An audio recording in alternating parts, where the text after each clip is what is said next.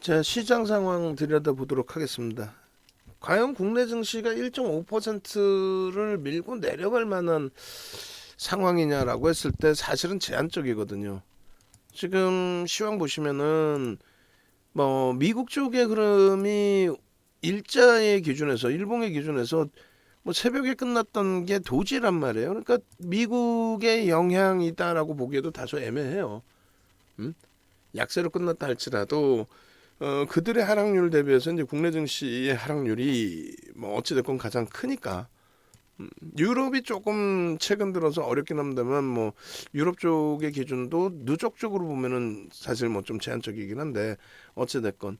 그리고 일본 같은 경우 같이 움직이는 일본 같은 경우, 근데 일본도 기회 되면 나중에 한번 설명드릴 거예요. 뭐냐면 일본도 사실은 환율에 대한 부분이 있어요.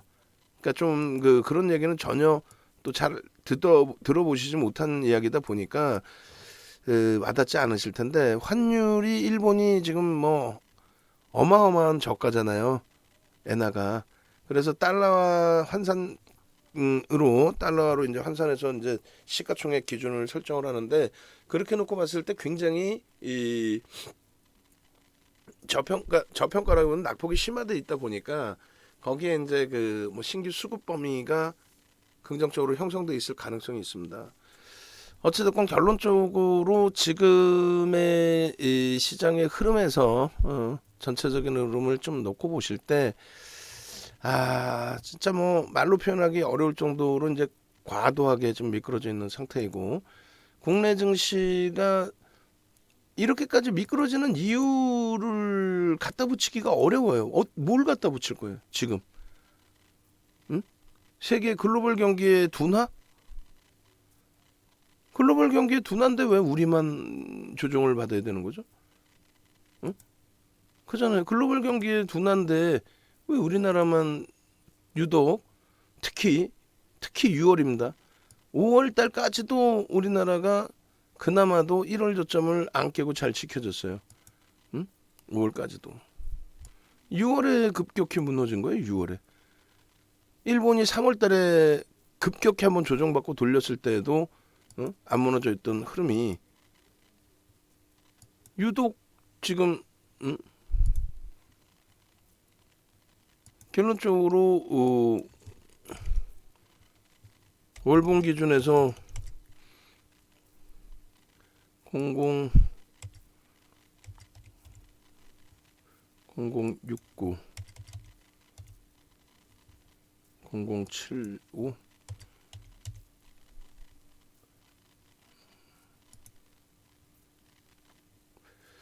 지금 뭐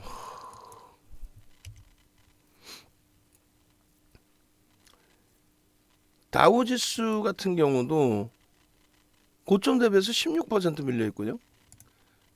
S&P 500 지수가 21%, 나스닥 지수가 32%인데, 그럼 우리나라가 나스닥 지수에 연동된 뭐 30.78이냐라고 했을 때, 그럼 나스닥만큼 강하게 올라왔었냐라는 거죠. 그렇지 않았단 말이에요. 또 일반적인 그 지수의 흐름 대비해서 너무 많이 미끄러져 있는 그런 흐름입니다. 일반적인 지수 대비해서 고점 대비 30%, 그렇게 밀고 내려갈 이유를 굳이 갖다 붙이자면은 윤정두가 말씀드렸을 때 지정학적 리스크 부분을 논했지만, 독일 쪽도 보시면은 고점 대비 21.52예요. 일본 같은 경우는 15%뿐이 안 돼요. 대만 22.73입니다. 기술주가 우리보다 많아요. 응? 그러니까 왜 우리만 빠지냐 이거, 우리만. 그러니까 지정학적 리스크도 갖다 붙였지만은 거기에 정정 불안도 뭐 이야기 안 할 수가 없죠. 이렇게 되면 정치적인 정책적인 불확실성. 우리나라는 삼성전자 때문에 그래요. 대만은 뭐 안 그런가? 기술주의 흐름이.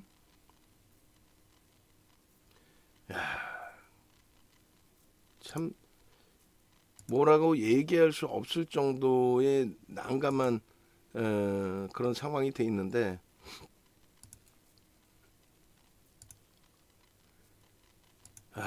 어떻게 표현을 해야 될까요? 일단은 과도한 부분에 조정폭에 대해서는 급격한 반등을 연출할 수 있다라고 말씀을 드렸어요. 네.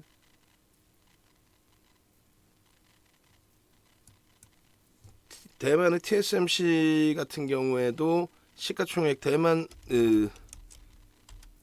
기업의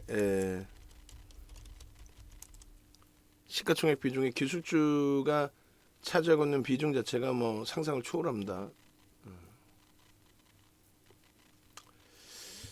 결론적으로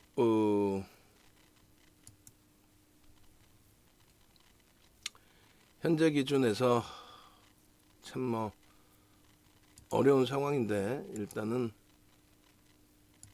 냉정하게 보고 하이닉스가 상상을 초월하게 지금 미끄러져 있습니다. 그렇게 되면서의 그 전체 조정폭의 확산인데 일단 뭐 오늘 하이닉스를 저평가 상태에서 유입을 매수세를 들어간다 할지라도 일단은 가격 반발력이 지금 뭐 4%까지 미끄러져 있는 부분이니까 최소 1.5% 이상 최소 1.5% 이상 2% 이렇게 반등이 나와야만 저가 편입의 기준을 설정할 수 있다 이렇게 해석을 해드립니다. 자 차트 보고 한번 다시 또 들여다보죠. 아까 삼성전자처럼 그러면 그 하이닉스의 기준도 시장 지수하고 같이 놓고 볼게요. 첫 번째 기준은 월봉의 기준에서 똑같이 답을 찾아보겠습니다. 2015년 이후 기준 2015년 이후의 기준 여기에서 시장이 1400까지 미끄러져 내려가 있을 때 하이닉스의 기준에 2020년도 저점이 65,800원이었습니다. 65,800원. 그러니까 65,800원까지 미끄러져 있었는데 시장 지수는 그때 1400포인트대까지 미끄러져 있었고요. 지금 기준에서 이제 2020년도에 이 흐름을 놓고 보자라는 거고, 그리고 하이닉스의 지금 이제 PER, PBR 부분도 둘 다 역대적으로 최근에 형성돼 있던 2017년도 이후의 기준으로 놓고 봤을 때 역대적으로 최저점 수준에 내려와 있다. 작년 뭐 10월하고 비교가 안 될 정도로 저점 수준의 PER, PBR이 형성돼 있다. 이렇게 놓고 보실 수 있겠습니다. 그래서 이 부분을 아까는 이제 따로따로 잘라놨는데 지금은 이제 같이 잘라서 보겠습니다. 그래서 일단은 이렇게 밴드 차트 이렇게 돼 있는데 단위 그리고 억원 배 퍼센테이지 이렇게 돼 있습니다. 그래서 하이닉스 부분에 22년 07월 01일 14시 20분 기준에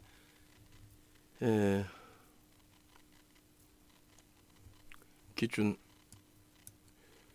밴드 차트 역대적인 저평가 밑에 놓여져 있는 게 이제 2.75배 뭐 그 위에가 이제 10.77배니까 그 중간에 5배 미만 지금 1배 미만 뭐 말도 안 되게 미끄러져 있는 상황이 되는 거죠. 그리고 컨센서스를 한번 놓고 보시면 이게 이제 월요일이나 돼야 오늘치가 반영이 될 거예요. 실시간 반영이 되지는 않으니까. 그렇게 해서 한번 놓고 보시고 그리고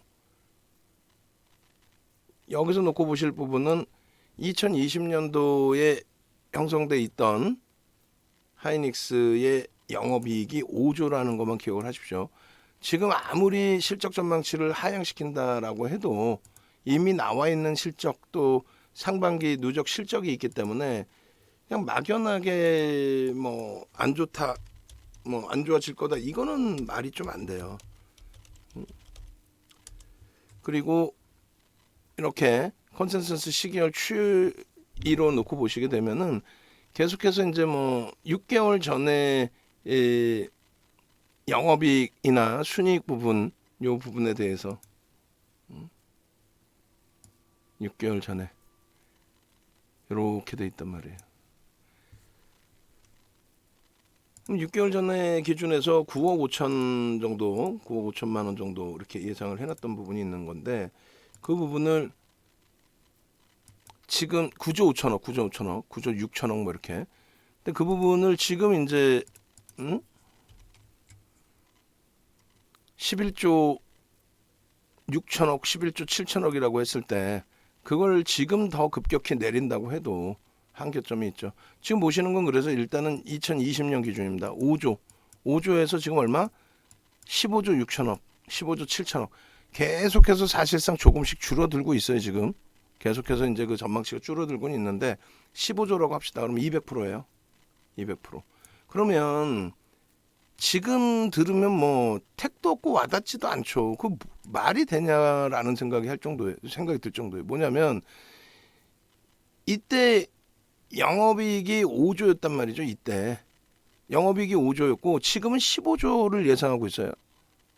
이게 더 미끄러져 깨져 내려간다고 해도 그렇게 해서 15조가 아니라 10조로 깨진다고 합시다. 말도 안 되게.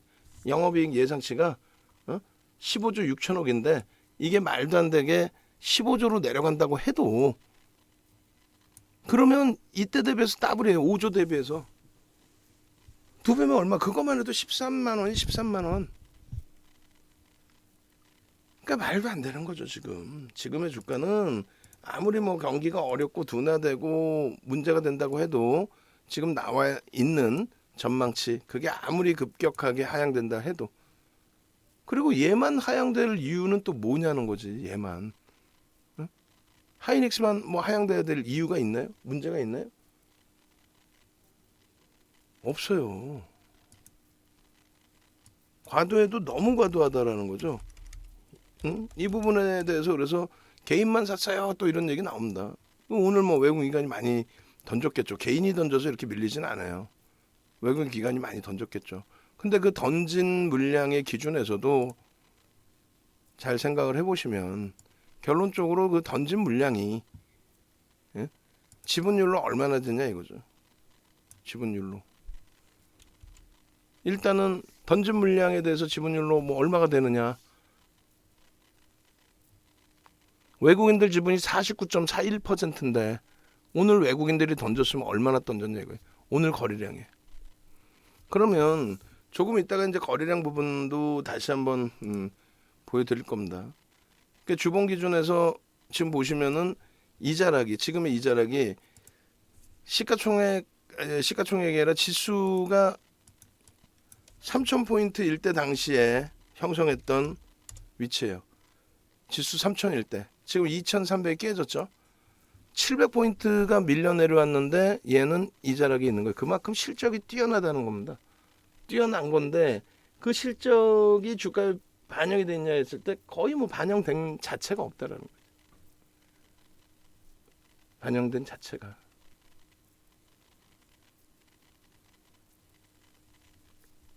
결론적으로 지금 뭐 일봉의 기준에서도 거래량을 한번 보면서 말씀을 드릴 텐데 예를 들면 거래가 어마어마하게 실려 있고 무너져 내리는 흐름이냐 아니면 그렇지 않은 거냐라고 했을 때 일단은 그렇지 않다란 말이죠.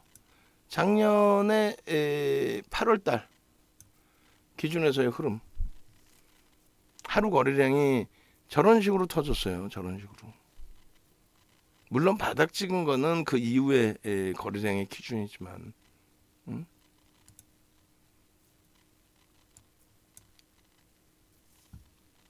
과도하다는 거죠. 저런 거래가 뭐 실린 그 지금의 주가 흐름이 일단 아니고 뭐로 표현을 해야 돼? 이거를 펀더멘탈적인 부분으로 이야기해도 현재로서는 와닿지 않고 지금 시장이 이렇게 무너져 내리니까 1.65%면 퍼센테이지로는 또 다소 제한적이다라고 볼 수는 있는데 이 공포감에 대해서는 상상을 초월합니다. 그래서 지금 뭐 그나마 지수가 1.66이어서 그런지 하락 종목이 그나마도 그러니까 상승 종목이 남아있는 게 161개, 134개 이렇게 돼 있어요. 심할 경우에는 100개 미만일 때 있죠. 양시장을 합쳐서.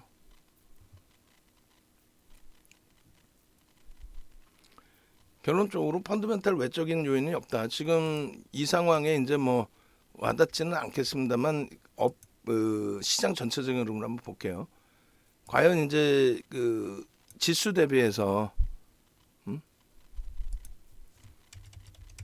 지수 대비해서 긍정적인 흐름을 가져가고 있는 업종군이 있느냐, 그걸 한번 보려고 합니다. 유가증권 시장이 그래도 2015년도 저점 대비해서는 올라와 있어요. 돈 풀린 게 얼만데 사실 돈 풀린 게 얼만데. 그리고 유가증권 시장이 이렇게 올라와 있고 이제 대형주는 거의 그 수준이라는 거예요. 중형주도, 소형주도 어떻게 돼 있어요? 코스피 지수 대비해서 대형주는 그나마도 방어가 돼 있고 오히려 좀 더 올라와 있는 폭도 있어요. 근데 중형주, 소형주는요 가져갈 수 있는 게 아니죠.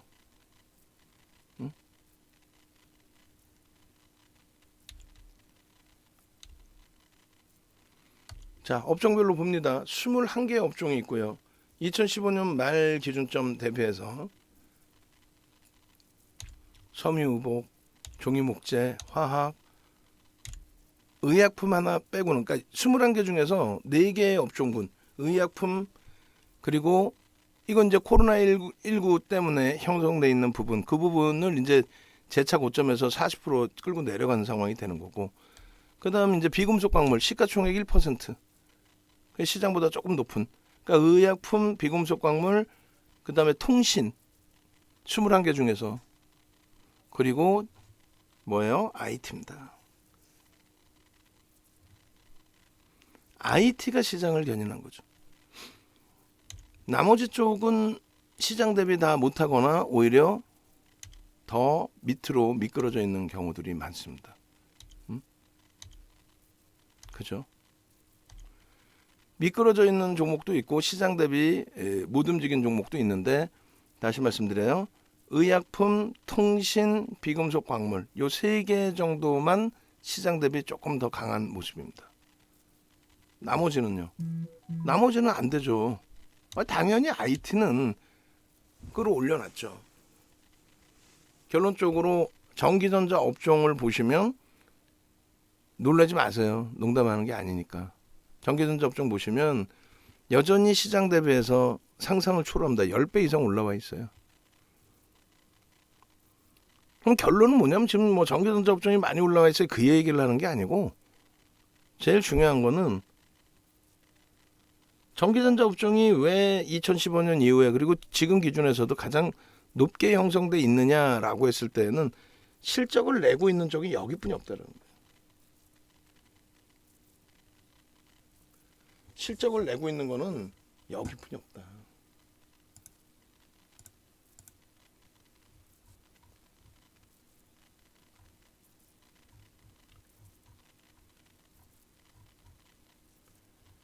실적을 내고 있는 거는 없다라는 거예요.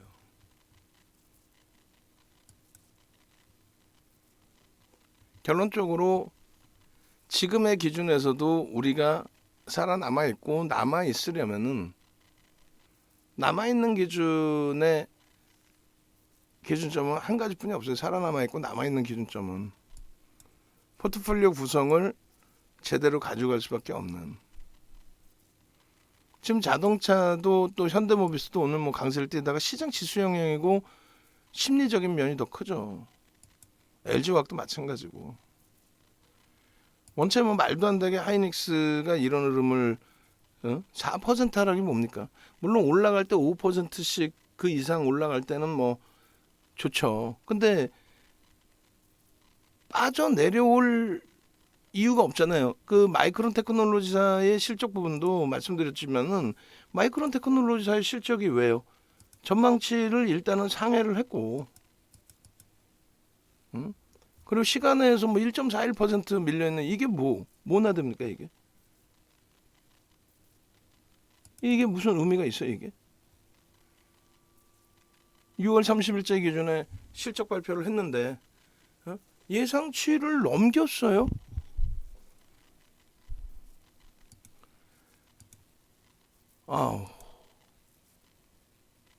어떤 얘기를 해도 와닿을 수 있는 얘기는 아닌데, 다시금 이제 주봉에서 보시면 일단 지난번에 그 95,500원 찍을 때 영업 순이익 전망치가 9조 5천억이었다는 거예요. 그 부분까지 또 뭐 하회를 시킬 가능성도 있다라고 할지라도, 그렇다 할지라도 그것이 과매도 권역이다라고 인식이 돼서 이렇게 50% 들어 올렸다는 것에, 그 흐름에 다시 한번 기준점을 잡아보자는 겁니다. 지금 기준에서 말이 됩니까 이게 지금?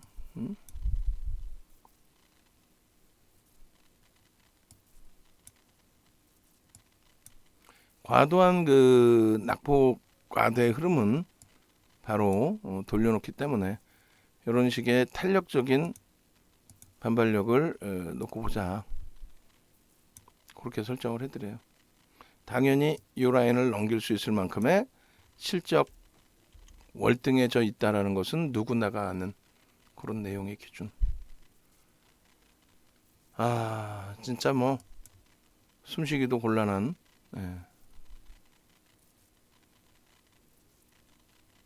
아니 그럴 이유가 없으니까, 예를 들어서, 근데 가장 이제 우리가, 그러니까 뭐 가장 지극히 상식적인 부분을 놓고 봐야 되잖아요. 근데 예를 들어서 물론 이제 뭐 외국인 지분 49.41%가 무조건 저게 뭐 무조건적인 기준점이 될 수는 없고, 이들도 외국인들 입장에서 뭐 49.41을 뭐 다 팔았다 다시 사서 그런 개념도 아니잖아요.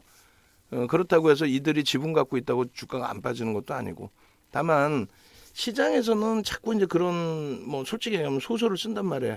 물량 털기했다, 뭐 여기서 한번 흔들었다. 그거는 소형주 잡주들이 장난칠 때, 내가 컨트롤이 될 때, 나 혼자 가지고 컨트롤이 될 때, 그럴 때 딱 컨트롤하는 거죠.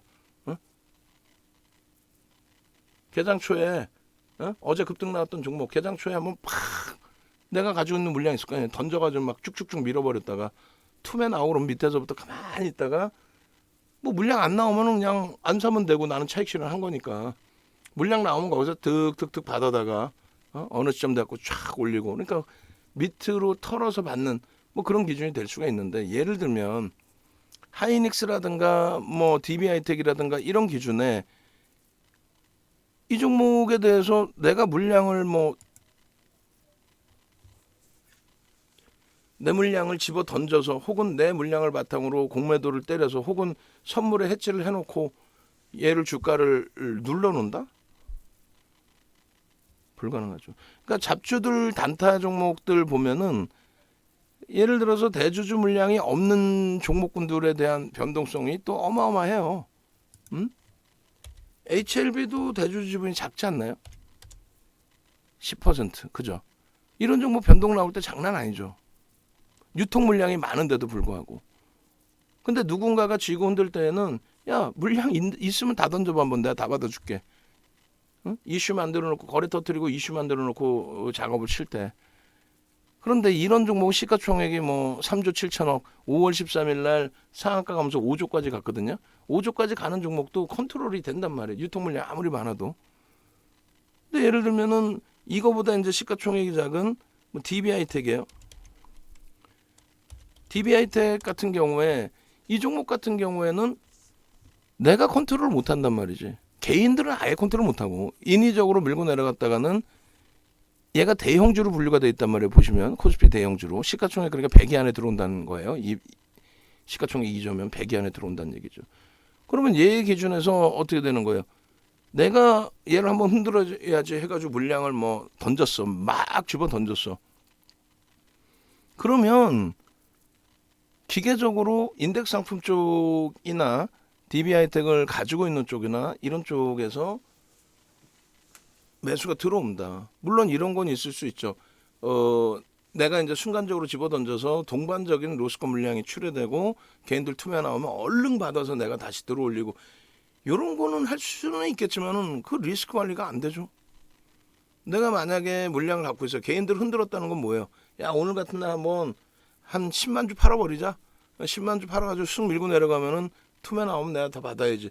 근데 그게 그렇게 했을 때 상대방, 이 물량을 가지고 있는 또 다른 외국계 기관 투자자, 또 다른 기관 투자자, 또 뭐 혹은 연기금 이런 데서 비이성적으로 주가가 내려오면은 어떻게 하겠어요? 받아가겠죠. 그럼 내가 거들 틈도 없이 나는 손절인 거고 그들은 받아가고. 그러한 손절을 굳이 여기서 걔들이 할 필요가 없죠. 근데 나오는 물량들은 뭐냐라고 했을 때 뭐 예전 물량에 대해서 차익 실현 부분도 있을 수 있고 또 혹은 기계적인 로스컷 물량도 있을 수 있고 또 나는 비중을 갖고 있는데 이 비중을 정리할 수는 없어. 포트폴리오를 채워놓은 상태야. 그러니까 해치성 물량의 공매도를 때리는 것도 있을 수 있고 여러 가지. 그러니까 지금 시장에서 그냥 뭐 진짜 말도 안 되는 친구들 방송 나와서 뭐 이거 한번 흔들 거고요.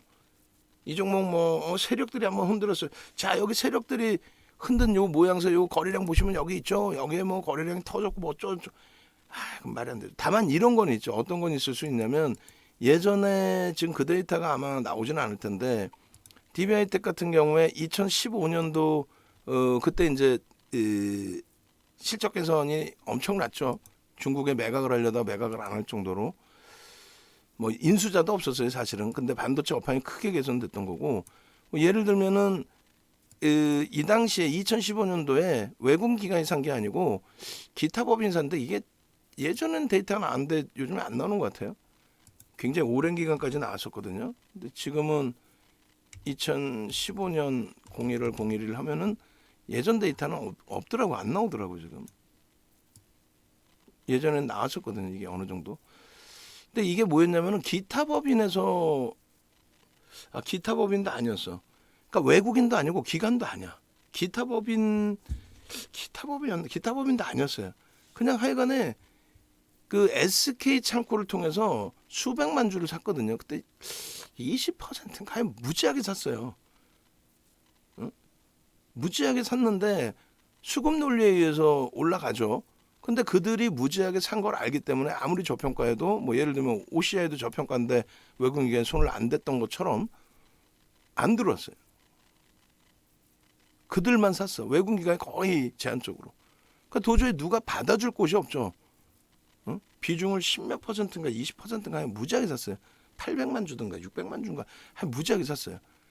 그러니까 안 받아주니까 어떻게 해요? 결국은 어느 정도 올라온 상태에서 그냥 다 털고 나갑니다. 손실은 안 났어요. 수익이죠. 당연히 수익인데 털고 나갔고 그러고 나서 그때 털 때 받은 외국 기관들이 이제 또 수급 논리에서 움직일 때.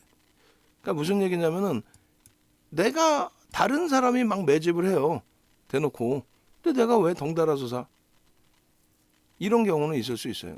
근데 매도 부분에 있어서는 공매도와 이제 해치성이니까 상관이 없어요. 그리고 공매도가 나온다고 해서 공매도 때문에 주가가 못 올라가고 그러지 않아요. 한국항공우주는 공매도 없을 것 같아요? 있어요. 그죠? 그래서 뭐 본인들 우리들 뭐 자기들이 좋아하는 종목 같은 경우에 예를 들면 코스모 신소재 뭐 2차 전지도 밀리기도 하고 이번이 기회야 해서 이거 뭐 흔들고 있는 뭘 흔들어 뭐를 그래서 내가 마음대로 조정을 할 수 있는 소형주에서는 그런 경우가 있을 수 있는데 소형주가 아닌 또 소형주에서도 컨트롤이 안 되는 종목 있죠. 대주주하고 뭐 서로 의논이 안 됐다거나 그런 종목은 불가능하죠. 그래서 지수도 마찬가지고 뭐 2300이 깨지면 2200까지 열어놔야 된다. 왜? 근거가 뭐야? 라고 했을 때 그냥 기술적으로 전저점이 이탈됐으니까 그렇게 설명하는 건 그건 들으실 필요가 없다라는 거고 말 그대로 2300이 깨졌는데 2200까지 내려올 수 있는 범위는 이유는 그 부분에 대해서 지금까지 뭐 PER, PBR이 낮게 평가가 됐는데 실적 전망치가 굉장히 크게 하회가 됨으로써 그 PER, PBR이 낮아진 상태에서 다시 높여졌다. 무슨 얘기냐면 하이닉스 쪽의 그 순이익 범위가 12조 4천억에서 지금 사실상 조금씩 계속 하향이 되고 있거든요. 그렇게 되면서 만약에 예를 들면은 하이닉스 기준에 이 종목의 기준에 이런 거죠. 하이닉스 기준에 예전처럼 이게 이제 12조 4천억까지 돼 있었단 말이에요. 근데 7천억이 지금 줄어든 거예요. 그죠? 근데 12조였다고 치고 12조였을 때 시가총액이 120조였으면 그러면 10배란 말이죠. 그러니까 10배니까 12배 대비 저평가입니다. 12조였을 때. 근데 10조로 줄어버려요. 그리고 시가총액은 120조야. 그럼 어떻게 돼요? 12배가 되잖아요. 그러니까 주가가 밀려서 20% 수준에 밀려서 100조까지 내려오면은 그게 PER이 기존에 저평가 10배 그 정도 수준뿐이 안 된다는 거죠. 그러니까 실적이 계속 뭐 내려오고 컨센서스가 크게 하향되고 경기 전망치가 월등히 깨져 내려가서 그렇게 돼서 이제 실적 전망치가 낮아지고 그랬기 때문에 적정 주가의 기준에서 역대 저평가라고 인식되는 기준의 밴드의 하단부에 놓여져 있는 걸로 평가를 했는데 그게 더 내려가서 지금은 조금 더 밀릴 수도 있다. 뭐 이런 식의 해석이면 괜찮은데 그게 아니라 막연하게 하이닉스 전저점 뭐 89,700원이 깨졌으니까 85,000원까지 내려와야 되고 왜? 깨졌으니까 이렇게 얘기하면 답이 없다라는 거죠. 깨졌는데 85,000원까지 내려와야 돼. 왜요? 그럼 실적 전망치가요. 기존에는 12조였는데 지금 10조로 낮아졌어요. 전망치가 경기가 그렇게 안 좋대요. 10조로 낮아졌기 때문에 그만큼 20%가 디스카운트 돼야 되는데 그 기준점이 먼저 번에 10만 원이었는데 20% 디스카운트 해갖고 8만 원까지는 밀릴 수도 있으니 열어둬야 됩니다. 근데 그 밀리더라도 그게 최바닥 저점으로 인식되는 공간입니다. 이렇게 해석을 해주면 상관이 없어요. 근데 그게 아니라 밑도 끝도 없이 9만 원 깨졌으니까 8만 원 갈 거예요. 2,300 깨졌으니까 2,200 갈 거예요. 그럼 걔네들을 아예 방송에 못 나오게 해야지 사실. 왜? 여러분들이 피해를 보니까 고스란히. 그래서 뭐 개인 흔들기를 한다 이런 내용 자체를 하는 애들이 머리가 텅텅 비었다고 생각하시면 돼요. 그래서 공부를 좀 하고 남아서 지금 아예 하다못해 미국의 소비자 물가지수가 잡혀야 되는데 새벽에 발표된 소비자 그 소비 지출에 대한 그 신뢰도 부분이 그게 예상보다 하회되지 않았다.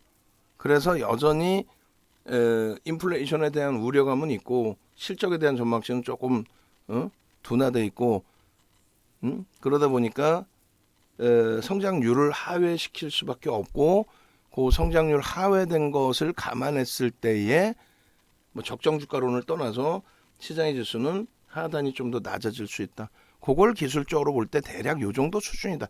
요게 돼야지. 밑도 끝도 없이 이제 뭐 개인 흔들기다 이런 얘기는 진짜 무당이 뭐 말 같지도 않은 소리 하는 거지. 동쪽으로 가. 왜요? 점괘가 그렇게 나왔어. 그러니까 그런 쪽에 귀가 기울여지실 수밖에 없잖아요. 근데 그거를 그렇게 하시면 안 된다는 거죠.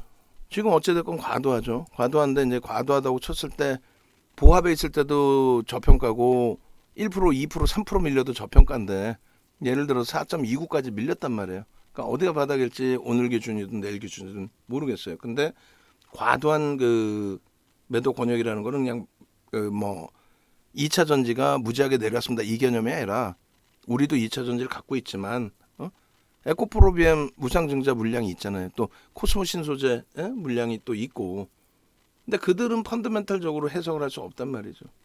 그러니까 낙폭과되니까 가격 반발력을 보면서 대처를 합시다 이렇게 얘기할 수밖에 없고 삼성전자, 하이닉스, 뭐 현대차, 기아, LG화학은 펀더멘탈을 확인할 수 있잖아요. 자기의 실적 그리고 자회사의 지분 가치. 그러니까 하이닉스 경우도 어찌됐건 컨센서스가 낮아지든 말든 지금으로서 아무리 낮춘다고 해봐야 낮아질 수 있는 범위 한계가 있는 거니까. 지금 기본적으로 나와 있는 실적이 있고 그리고 기본적으로 형성될 하반기 실적이 있고 그래서 오늘의 기준은 결론적으로 돌리게 된다면 최소 1.5%로 기준을 잡죠. 심리적으로 뭐 1% 가지고 들어갔다가 또 밀리면 또 그것도 부담되고 또 물론 1.5%면 무조건 돌린다 볼 수는 없지만 그 정도의 가격 반발력이라도 나오면 그때 기준으로 설정을 하자.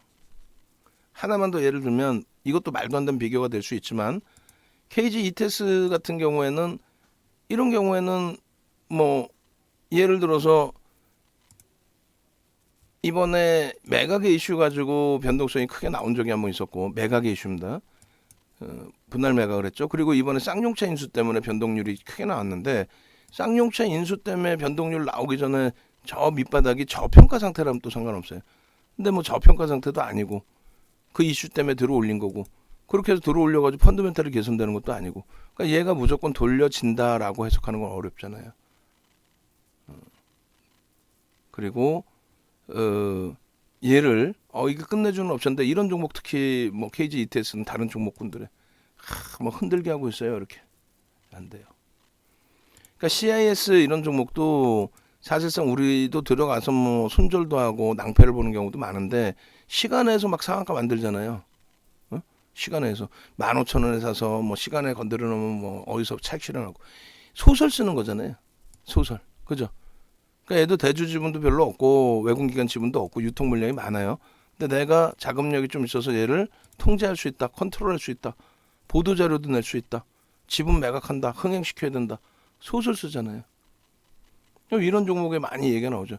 야, 이게 끝내주고 매각을 할 거고 뭐 프로그램에서 100만 주 들어와 있었는데 이 부분에 대해서 손바뀜이고 더 매수하고 있고, 매수하고 있던 증거도 없이, 야, 이거 흔드는 거야.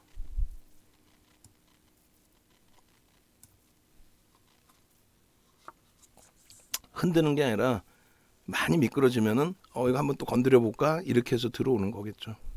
그래서 하여간에 이런저런 공포감이 앞서시는 그런 상황인데, 대형주 기준에서 그런 거는 생각하실 필요는 없을 것 같아요. 그래서 현대차, 기아, 뭐 모비스도 고점 대비 밀린 게 밀어서 개인들을 털어내자가 아니라, 기계적으로 지수가 밀리면 인덱스 상품에서 기계적으로 코스피 200 지수를 추종하는 상품이 대부분이란 말이에요. 펀드 상품의 대부분이 코스피 200 지수를 추종하는 상품이란 말이에요.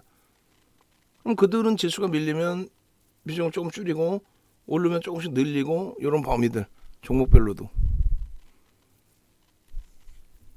거기에 연동되어 있는 폭이 있다, 이렇게 생각하시면 될 것 같습니다. 그래서 이렇게 자체적인 거래가 터지고 해서 일부 소폭의 물량이 나오더라도 자체적인 수급으로 뭐 한 22만 주는 어찌됐건 프로그램 통해서 매수가 들어오고 있는 거니까, 이런 경우는 방어되고, 그렇지 않은 경우는 상승폭이 줄어들고 하락폭이 조금 확대되고 그렇게 돼버리죠.